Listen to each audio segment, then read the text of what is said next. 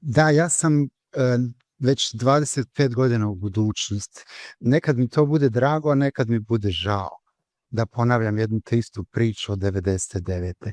Ja sam 99. uveo telepsihijatriju u Evropu i ja sam otac i majka takozvane transkulturalne telepsihijatrije.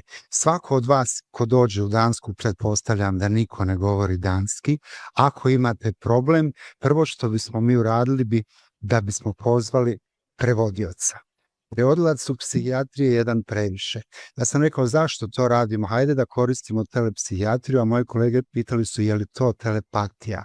Toliko smo znali o telepsihijatriji, danas znamo malo više zahvaljujući pandemiji od prije par godina. Tako da sam napisao par knjiga, evo ovo je e-mental health se zvala ta 2016. a danas se već zove digital mental health. Kako se tehnologija razvija, tako se i terminologija mijenja, a ja sam jedini doktor znanosti na svijetu iz telepsihijatrije. Pa sam prije 10 godina u okviru promidžbe ove prve knjige dobio nekakvu fiks ideju da se vratim u zemlju iz koje potičem, jer ja sam završio medicinu u Rijeci i predložio da uvedemo digitalnu psihijatriju u kurikulum. Bilo je rano, ne znam da li je danas još ranije, ali nadam se da ćemo to uraditi. Ja vam neću govoriti o smanjenju štete jer su kolege ranije govorili o tim stvarima. Nekako bih radije pričao o mogućnostima kako ta tehnologija danas može pomoći da dopremo do pacijenta. Kolega obiteljski liječnik je naveo niz problema. Ja sam radeći s tom telepsihijatrijom napravio mnogo novih stvari. Jedna od njih je takozvani shared care model.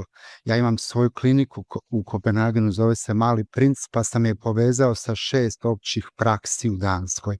Tako da su kolege liječnici opće prakse mogli dobiti superviziju, dijagnostiku pacijenata i pratiti, to jest liječiti pacijente, a mi psihijatri bi to ste vidjeli s njima svaka 3 mjeseca i na taj način podigli kompetencije i liječnika opće prakse, a pacijentima omogućili da što prije dobiju neophodnu skrb. Sad je bila jedna velika konferencija u Kopenhagenu gdje smo pričali o tome šta raditi dok se čeka. Jer dok se čeka na psihijatra događa se naravno šteta. Simptomi rastu i tako dalje.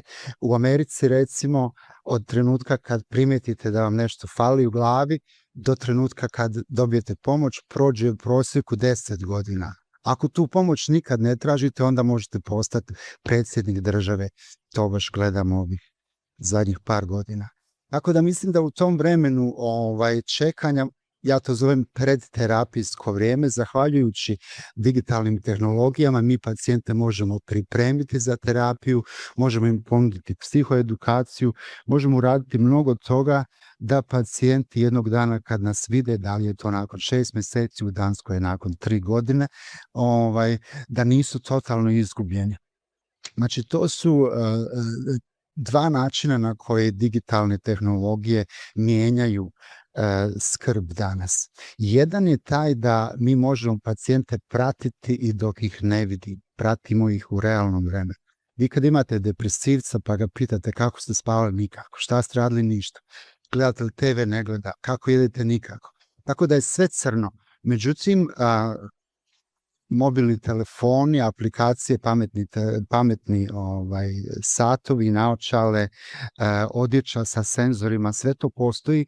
Oni nam daju jednu objektivnu sliku stvarnosti.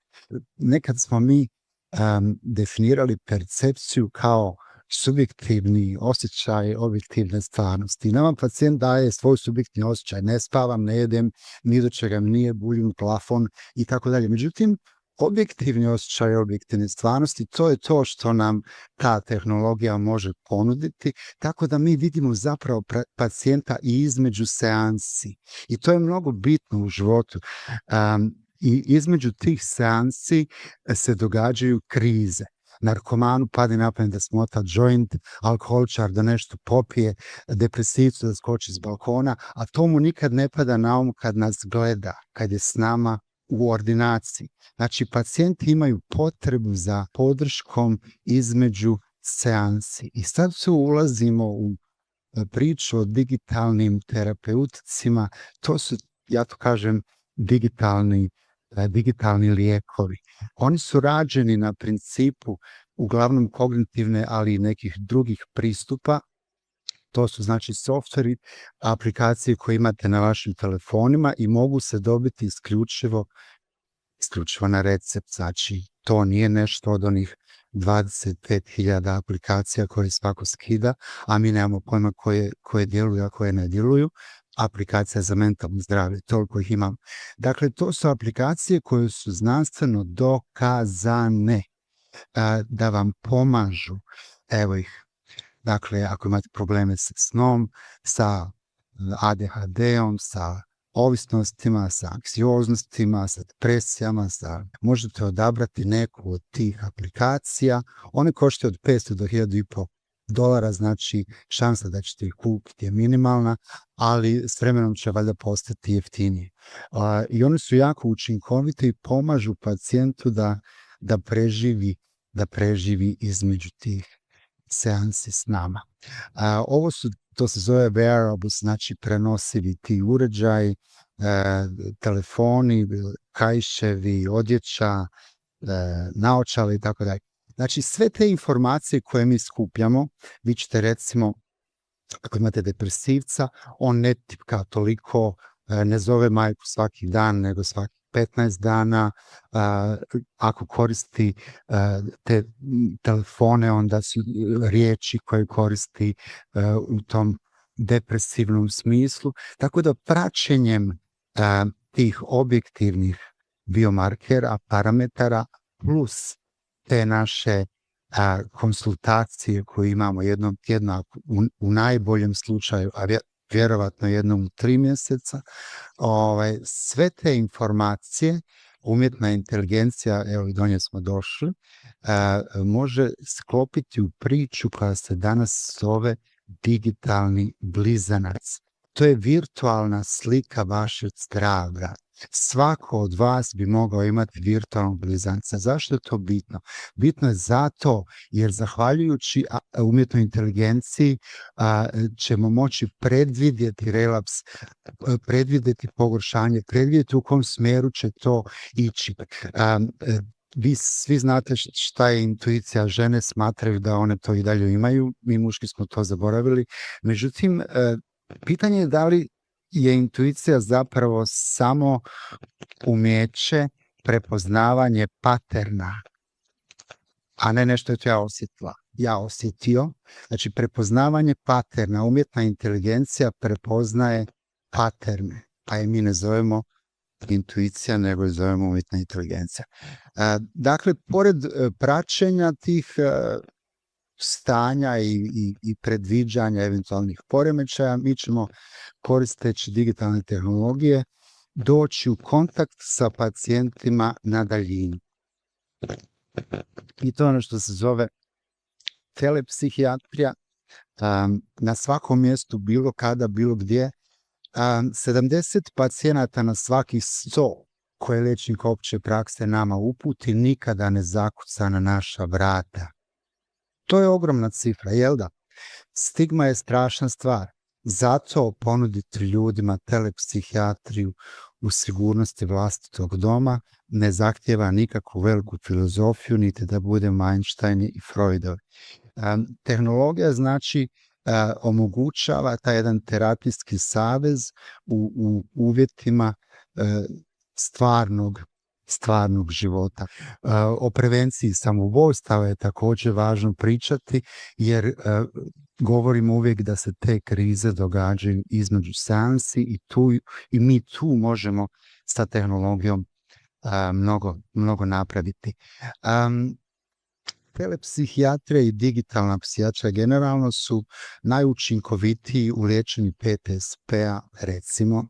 Ne želim spominjati djecu i mlade jer je to valjda očigledno, ali vi krenete u rat i vi ste otac, muž, brat, snaga i vraćate se bez jedne noge, ruke ili oba dvije. I ono što mi radimo, odi psihijatru. Imamo mjesto za liječenje PTSP-ovaca. A on je već izgubio dostojanstvo i ne pada mu na pamet da tamo ikad ode. A tako da na PTSP-u i telepsihijatriji radili su Amerikanci, budući da telepsihijatrija nije od COVID-a, nego od 59. znači tačno 66 godina stara, pa su sa tim vijetnamskim veteranima radili i mnogo je učinkovitije liječenje PTSD-a ili PTSP-a putem telepsihijatrije. Autisti, mladi, stranci, ta transkulturalna telepsihijatrija koju sam ja izmislio, stranci će radije pričati sa liječnikom na svom jeziku nego sa nekim dancem uz pomoć prevodioca. Tako štedimo novac, ubrzavamo napredak u liječenju i tako dalje i tako dalje. Znači mi imamo preko 20.000 aplikacija i tu niko živ ne zna šta funkcionira, šta ne. Ja sam 2011. osnovao sekciju za telementalno zdravlje u okviru Evropske udruge psihijatara. Sada sam predsjednik te svjetske udruge za digitalno mentalno zdravlje u okviru svjetske psihijatrijske udruge. I mi tu sad radimo na smjernicama. Ja sam radio smjernice za telepsihijatriju za cijeli svijet u koroni, a sad smo završili smjernice za AI. Ovo je recimo meni malo neugodno, ja ne živim ovdje, ne radim ovdje, tako da sam razmišljao da li da vam govorim stvari koje znate. Slušali smo o strategijama, jel da? Strategije su strašno fina stvar. Međutim, između strategije i ostvarenja je ambis. A u tom ambisu treba biti obrazovanje. Nama strategija ništa ne vrijedi, kao što nam ne vrijedi tehnologija koju imamo. Kao što vam ne vrijedi Rolls Royce koji vam stoji u garaži, a vi nemate vozačku dozvolu. I mi smo uporno tako 60 godina odbijali telepsihijatriju. Ja govorim sada globalno, ne radeći minimalne stvari koje se tiču obrazovanja. Dakle, to su te smjernice za telepsihijatriju, a ovo su nove smjernice za AI. I Boga pitaj kad će to ući u bilo koju bolnicu ili medicinski fakultet. Jedina zemlja na svijetu u ovom trenutku je Indija, koja je uvela digitalnu psihijatriju u obavezan kurikulum studenata medicine i naravno specijalizanata. Međutim, mi taj svoj fokus i to malo energije i znanja koje imamo bacamo na beskrajne priče i presipanje iz šupljeg u prazno. Hoće li nas umjetna inteligencija zamijeniti ili neće?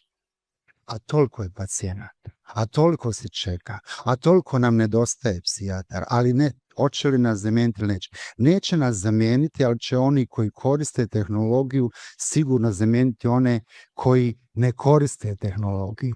I ovo je, dakle, stanje globalne psihijatrije.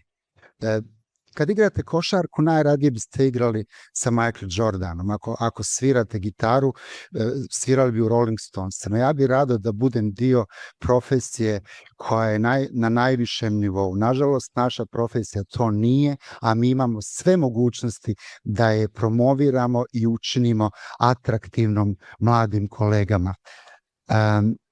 Uspjeh se desi u onom času kada priprema susretne šansu.